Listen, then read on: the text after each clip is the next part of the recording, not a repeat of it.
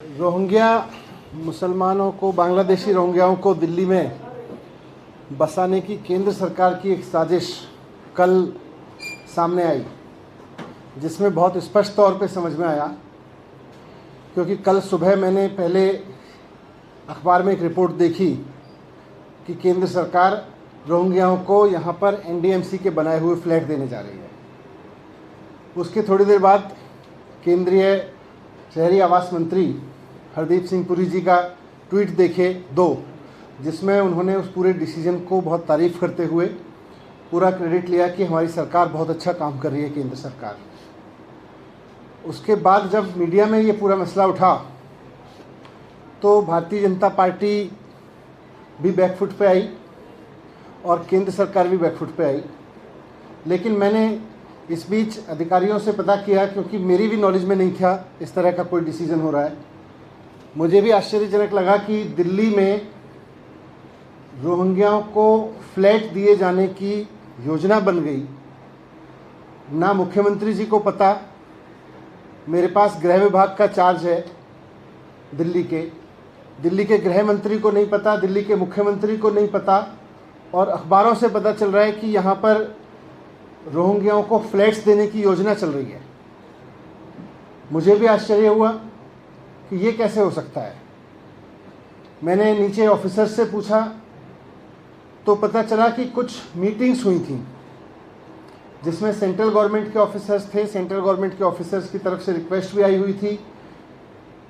और उन सब को डिस्कस करने के लिए मीटिंग्स हुई थी। उसमें कुछ निर्णय लिए गए थे। मैंने जब डिटेल्स मांगे कि क्या निर्णय थे, कैसे थे, फाइल देखी तो समझ में आया कि बाकायदा केंद्र सरकार की मंजूरी के लिए बिना, और उस फाइल में लिखा हुआ था कि सीधे सीएस के थ्रू इन डिसीजंस को लेके इम्प्लीमेंट कराने के लिए केंद्र सरकार की मंजूरी के लिए एलजी साहब के पास में भेजा जा रहा है।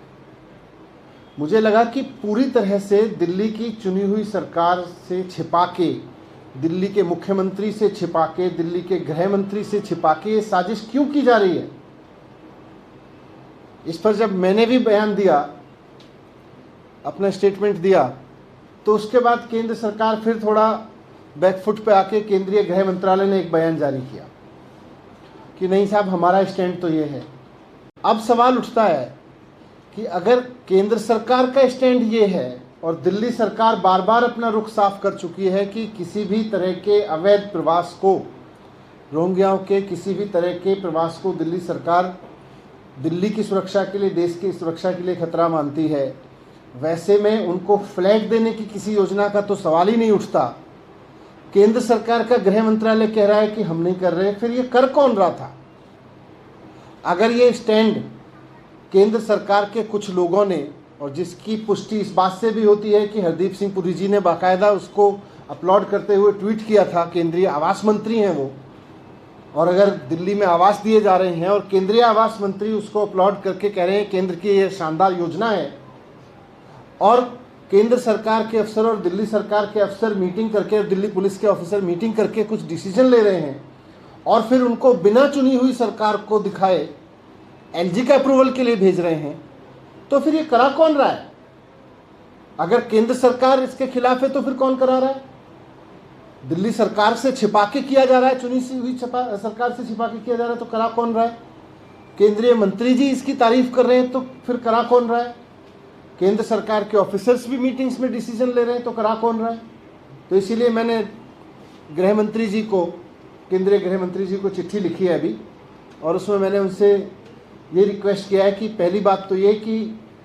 आप केंद्र सरकार का स्पष्ट रुख देश के सामने रखें, दिल्ली के सामने रखें, और दूसरा, ये जो साजिश हो रही है या हो रही थी कि दिल्ली की चुनी हुई सरकार से छिपाकर, और अगर केंद्र सरकार भी ऐसा मानती है कि रोहिंग्याओं को नहीं बसाना है, फ्लैट नहीं देने,